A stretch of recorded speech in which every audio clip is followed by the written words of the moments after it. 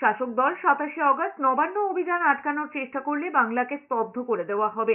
বৃহস্পতিবারই রাজ্য সরকারের তরফে 27শে অগস্ট ছাত্র সংগঠনগুলোর তরফে যে নবান্ন অভিযানের ডাক দেওয়া হয়েছে তাকে চ্যালেঞ্জ করে হাইকোর্টের শরণাপন্ন হওয়ার প্রেক্ষিতে তীব্র প্রতিক্রিয়া জানিয়েছে আন্দোলনকারীরা।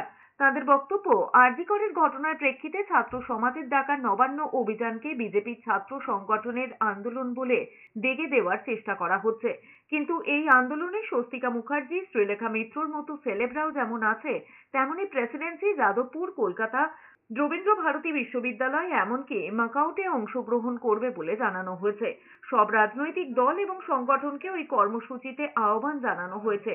এদিকে শুক্রবার বিচারপতি হরিশ ট্যান্ডনের নেতৃত্বাধীন কলকাতা হাইকোর্টের ডিভিশন বেঞ্চে রাজ্য সরকারের নবান্ন অভিযান সংক্রান্ত আবেদন 3 সপ্তাহ পর শোনা হবে বলে জানানো হয়েছে।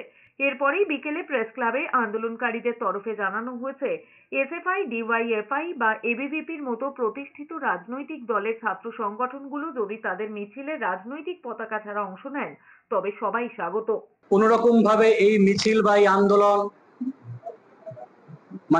যদি ধাক্কা দেওয়ার চেষ্টা করে বা আটকানোর চেষ্টা করে, পুরো বাংলা স্তব্ধ হবে, পুরো শহর স্তব্ধ হবে। আমরা পরিষ্কারভাবে বলতে চাই, ভয় করার তো কোনো প্রশ্নই নেই।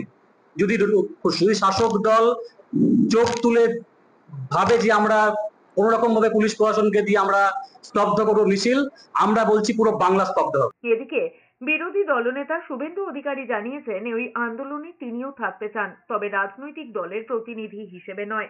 সেক্ষেত্রে 27শে নবান্ন অভিযানে প্রতিটি বাড়ি থেকে একজন করে অংশ নেওয়ার জন্য আহ্বান জানিয়েছেন বিরোধী দলনেতা শুভেন্দু অধিকারী।